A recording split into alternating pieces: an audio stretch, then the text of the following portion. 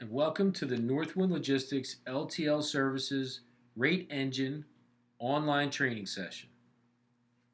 Most of you have already looked at how to get an easy rate, and today we're going to go over how to book a shipment.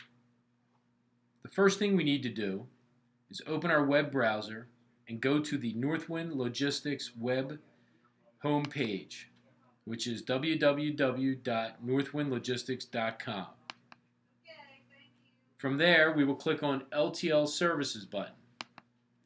It is under the picture there on the top left, and from there you can click on the Login button. To log in, you will need to have a username and a password. If you do not have a username and a password, you will need to click the Sign Up button. Fill that out, hit Submit, and one of the customer service team will get back to you with a username and a password. But for now, we will log in.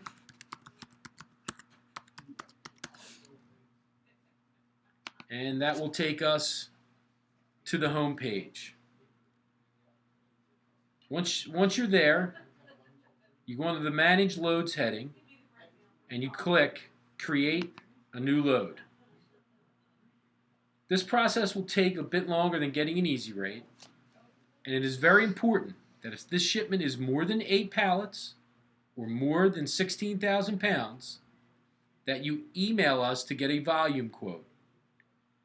And that volume quote can be got by just sending an email to northwindlogistics@nctrans.com, and someone will get back to you immediately. At the top, under the bill of lading section, there's some fields so we can put in some data. Customer PO number, invoice ID, and billing ID. The invoice ID, that number should be a number that you can identify your shipment with once you get an invoice from Northwind.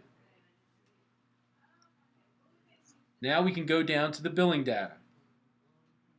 You should have third party checked off, prepaid checked off, and the bill to should be your company.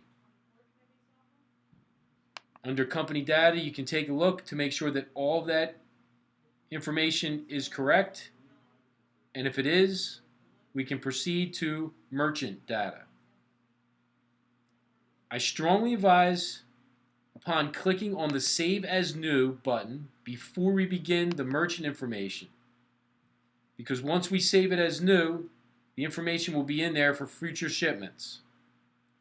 Now we are ready to enter the merchant name for the shipper. Also, you want to click New Merchant. All right, the merchant name should filter down to the address information, and we can put in their address. Go right to the zip code, put in the zip, and if you see that pink box again, you want to pick out the city within that zip code where the freight will be shipped from. Now we're going to do the same thing for the consignee. Also clicking New Merchant, putting in their address,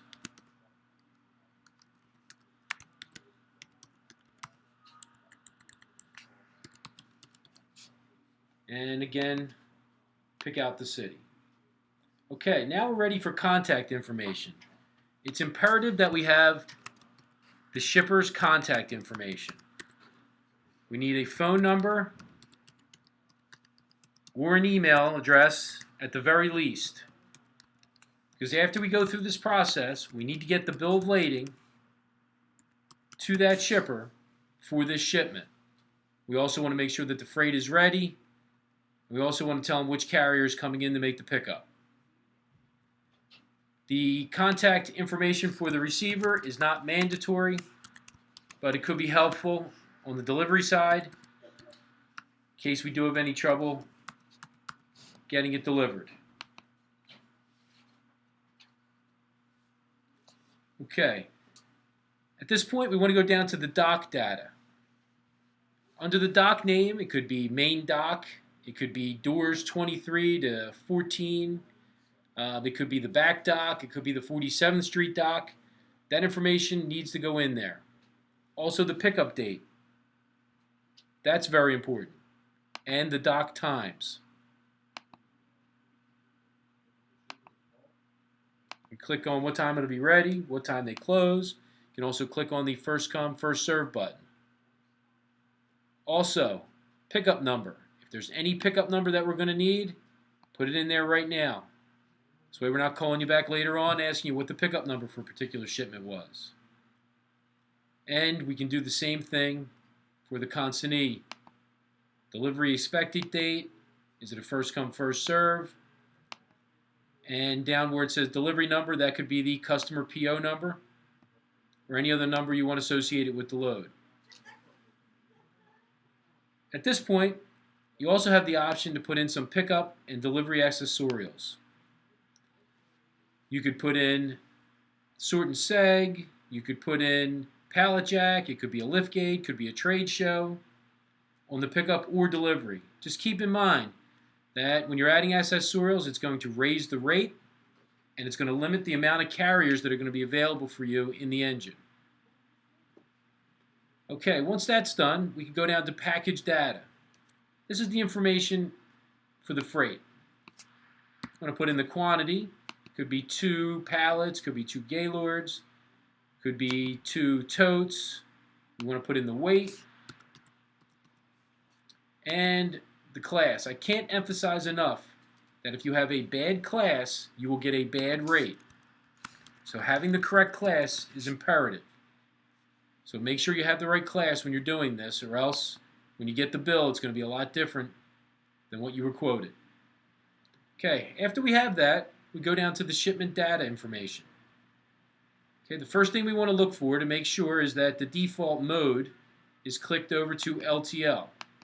If it is not, we can scroll over to the add services. We could click that and add the mode as LTL. And then once again, we need to put in our data there. Again, we're 2 pallets on this one. And we just need to click Get Rates.